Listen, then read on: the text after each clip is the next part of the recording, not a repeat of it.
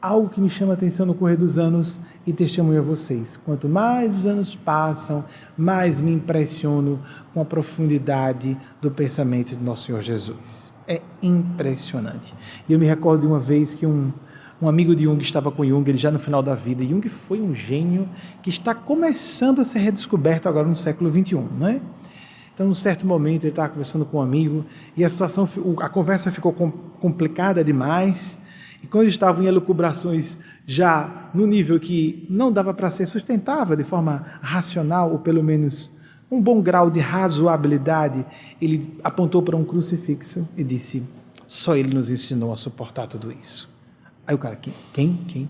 Aí ele apontou de novo: ele, Jesus, a dor de existir, a suportação que nos leva à ressurreição. Ressurreição em vários sentidos, mas sem dúvida alguma, a gente é suspeito, né? Porque a gente nasceu numa cultura cristã, talvez seja porque tenhamos nascido no Ocidente, mas eu briguei feio com Jesus aos 14 anos num colégio católico, numa família católica. Achei que ele tinha sido doutrinado por uma mãe que achou que quando nasceu, apareceu grávida. Olhem só, Nossa Senhora era mãe solteira, vocês sabem disso, né? Nossa Senhora apareceu grávida, estando noiva, sem contato com o noivo. E o que eu especulei quando comecei a ler sobre os fenômenos paranormais? Ela, coitada, surtou. Pode ter sido estuprada, alguma coisa horrível pode ter acontecido com ela. E achou que Deus a engravidou. Foi exatamente isso que eu especulei, gente. Aí começou a falar para o filho que ele era filho de Deus, você é filho de Deus, você é filho de Deus desde bebê. Eu especulei, vejam só que viagem interessante, eu acho uma viagem interessante, que Jesus ativou potenciais criativos, semidivinos, paranormais, porque foi doutrinado desde o berço pela mãe que tinha potencial divino, porque era filho de Deus. Eu disse isso num colégio católico, gente, teve gente que se arrepiava de fazer, oriçava no sentido alegórico, né? Me olhava como se estivesse ouvindo Satanás falando, né? Jesus é o cara mesmo, viu, gente? Eu discuti, tem gente que fica discutindo com Jesus, Jesus, o cara que dizia eu sou o caminho, a verdade e a vida, ele era. Essas discussões eu fiz aos 14 anos, vamos estudar mais, vamos ler mais. E, como ele disse, que verdade assustadora, haveria falsos cristos e falsos profetas.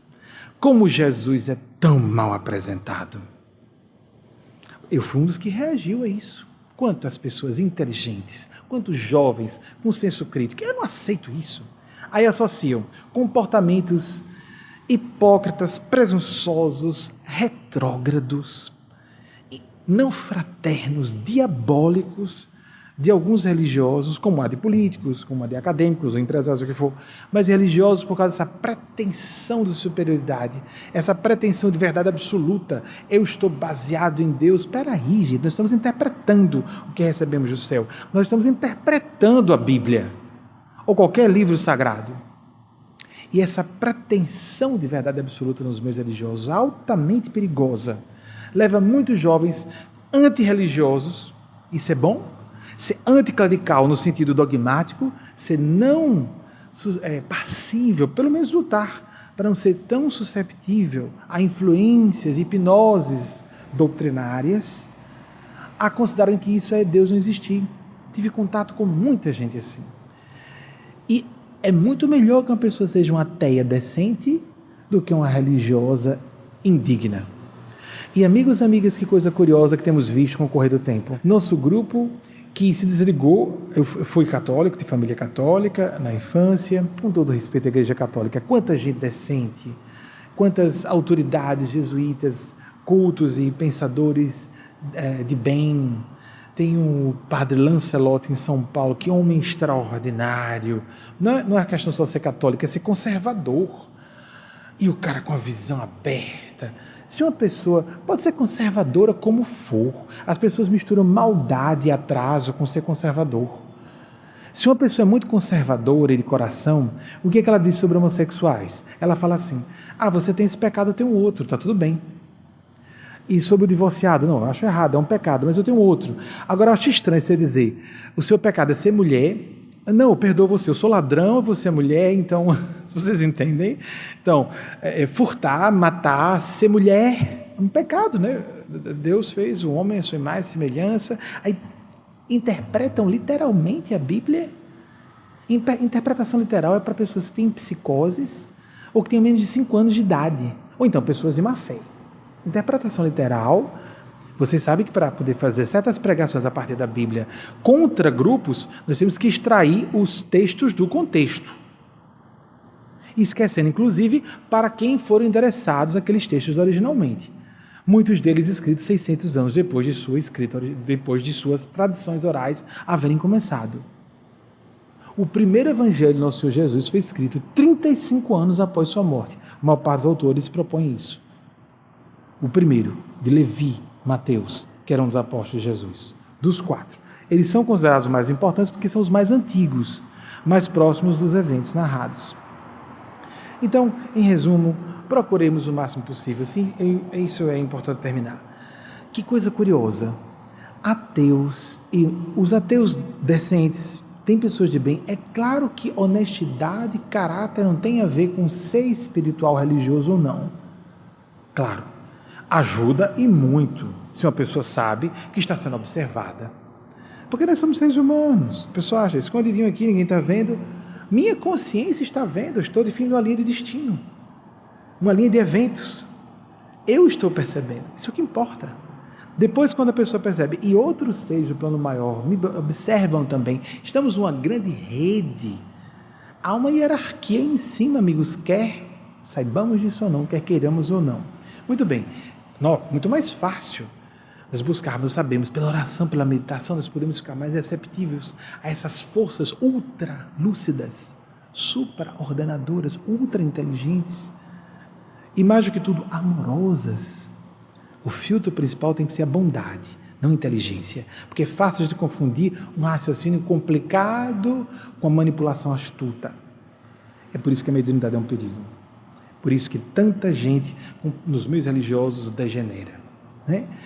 E por isso, todos temos erros, todos somos pecadores e pecadoras, ninguém é santo ou santa, mas porque acontecem certas perversões, pretensão de superioridade, nos meios todos, políticos, científicos, religiosos, etc., etc., artísticos, a mídia, a grande mídia, etc.